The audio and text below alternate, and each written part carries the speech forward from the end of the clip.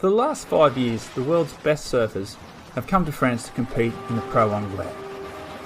Huge crowds gather at the iconic Chambre de Mars beach to witness not only the high-class surfing, but also great music, a party atmosphere, and the night surfing competition.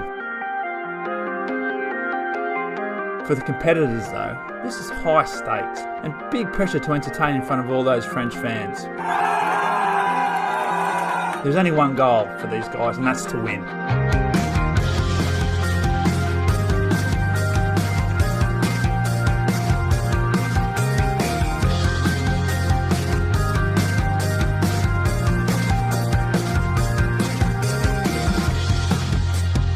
Now unfortunately this year, due to COVID-19, we've had to cancel the event.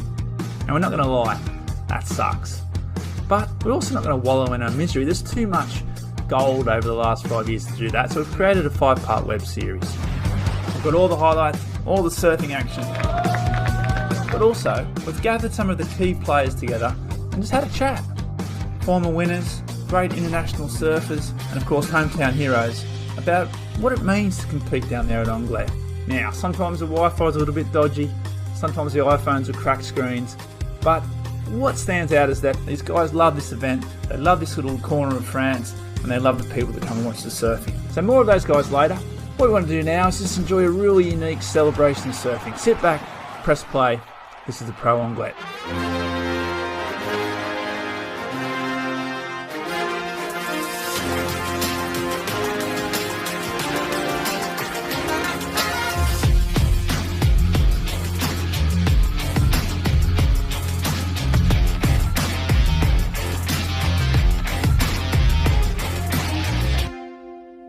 I'm joined by Pauline Ado, one of Anglet's most famous surfing daughters, I would say.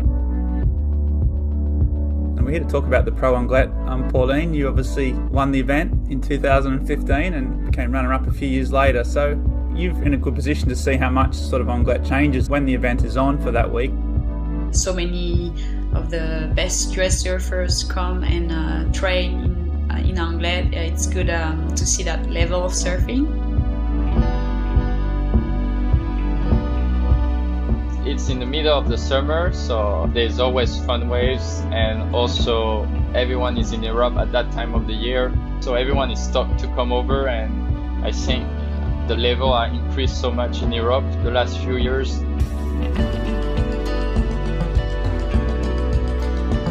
We are doing like a lot of big airs nowadays and huge power hacks, so it's good to have all this mixed together. And when you bring a few international guys that come up to warm up before the big events, that make like a really intense and really nice show.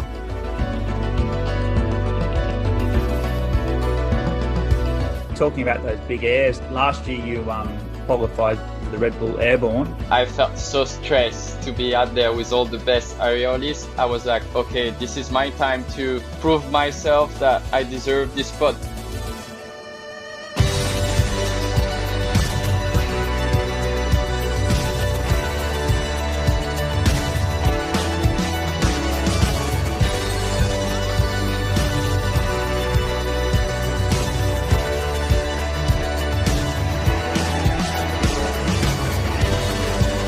I came to enjoy myself. I came to enjoy the French summer, and the event was just so well put together. Anglet was such a great little zone. You're just sitting on the jetty and watching the waves.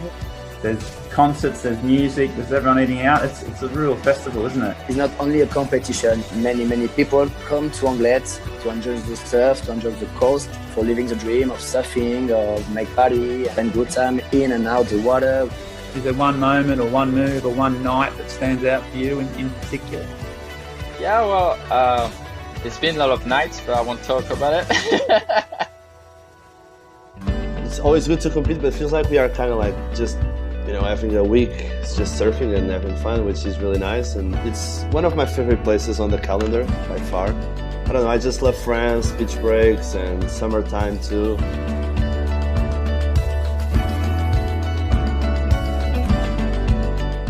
Come runner-up in the last 2 years. It must be a bit bittersweet where you've come so close but haven't quite nailed the win. How does that feel? Yeah. I was really looking for this year, but obviously there's a comp was cancelled, so I'm just gonna wait for 2021 and try my best, try to win.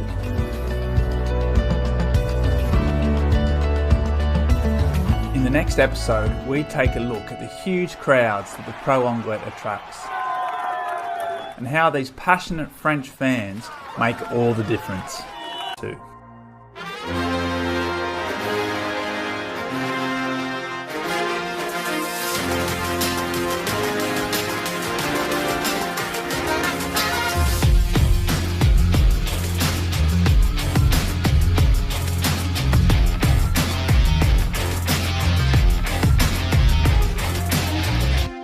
I'm joined here by Anglet, who of course is the defending champion. To get some big crowds down on the beach, they seem to get right behind you as well. For a person that's not from France, obviously, it must have been great to have that support. I think France is one of the countries that support athletes the most. I fell in love with it, of how the crowd in France are so supportive. And coming to Anglet last year, it was phenomenal to see the crowd and the people that just enjoy the sport as it is. You may have beat Mark Lackerman in the final. What's it like sort of being the underdog when you're going up against that local hero while the crowds are right behind? It just makes it more exciting, I guess, and they're all screaming, but there's still definitely support, and that's all you really need, I guess. I always hang with the Frenchies. I can't speak French, but I'm always hanging with them, and yeah, they're just so pure and genuine, so all the love just spreads.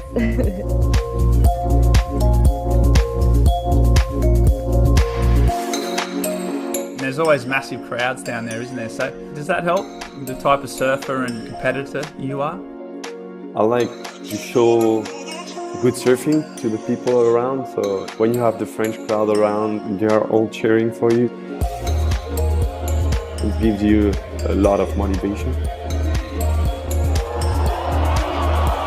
That final, I think you and Jorgen are both sort of natural born entertainers, so with the packed crowds, how much does that help you perform? Jorgen was ripping, you know, he's a really good competitor, so I knew it was going to be a good final, but I was feeling good. I was like, there was a couple of good rides, I was like confident on my backhand. Actually, the year before, the waves were firing, I remember, and I lost, I think, in the round before the quarters or something, and the waves were so good, and I was so pissed because I blew it.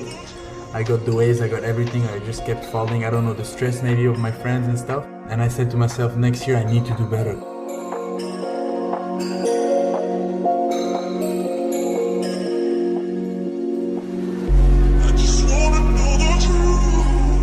I was stoked to win in front of my friends and the Anglet crowd for sure.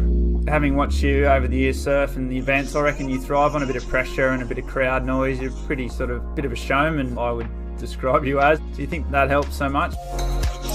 Being cheered up by the people from here means a lot to us. Anglet actually brings a lot of people during the contest, so that's why I do like it, and it gives me a little bit of fire for sure.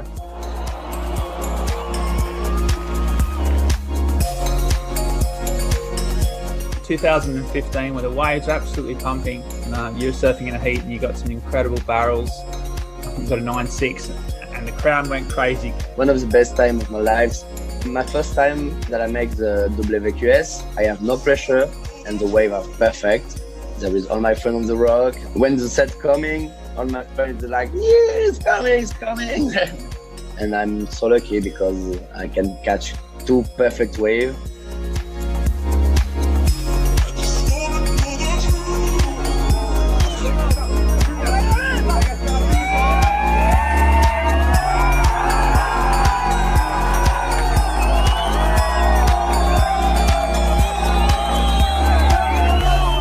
I can describe this feeling because it's just amazing, you know. You have all your friends behind you, and for me it's like if I win the contest, you know.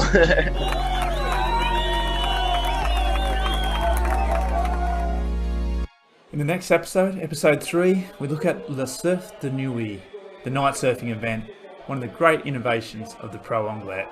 Put those sunglasses away, folks, it's a beauty. The night surfing event is, funnily enough, held at dark. Surfers don some LED lights into their surfboards, hit the Atlantic in the depth of night and surf in a team format. Huge crowds gather, and it's one of the great spectacles of the Pro Anglet. In fact, There's nothing else like it in the surfing world.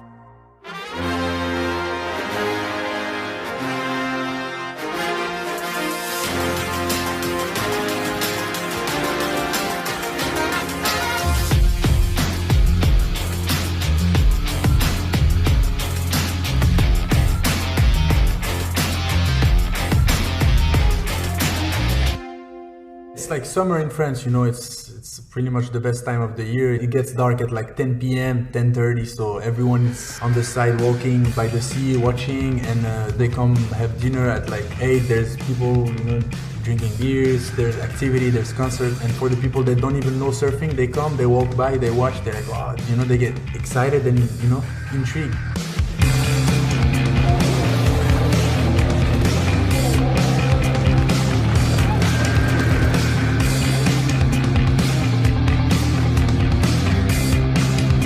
I just love the vibe around this event. It attracts so many people, and because it's just a specialty event and a team event too, it has this more relaxed atmosphere and this team spirit.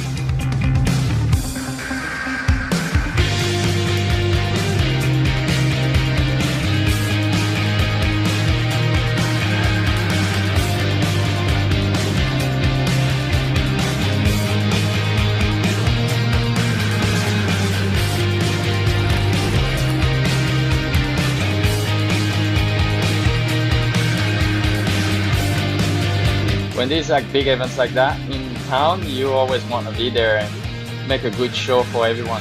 You've also always made a point of competing in the night surfing event, which is a really unique event, isn't it? What brings you back for that event? Why do you enjoy that so much? I saw a video and I was like, oh yeah, it looks so cool. I want to do this. They gave me an invitation. I was so excited, and then every year I was like, I need to be there. There's so many people, and for your sponsor as well, it's super important to be there. Anglet, it's such a special place for this kind of surfing, you know, best place to be.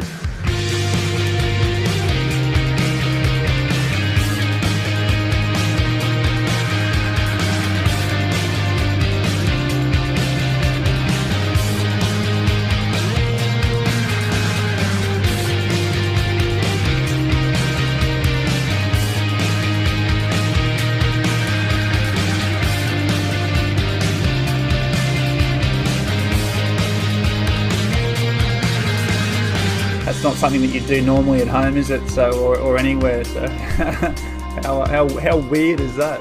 It was hard for me to have the good orientation. Like being in the dark is really hard.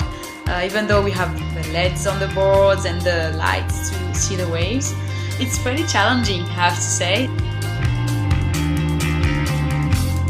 One of the more memorable moments was when you almost took out your friend Mark Lackerman, almost decapitated him. I was really having trouble to find scores, you know, and then I saw this perfect ramp, you know, for airs, and then I was like, oh, okay, let's do the show, you know, I'm a showman, so I was like, just, let's go for it. And then Mark was just like doing a bottom turn. That was scary because I think I was about this to hurt him, you know, happy that I didn't hit him, you know.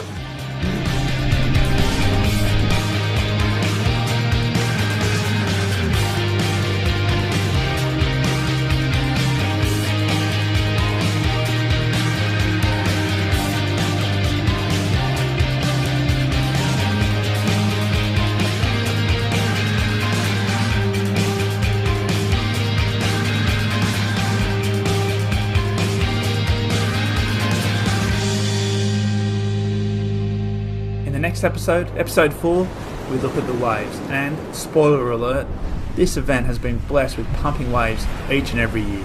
Stay tuned, folks.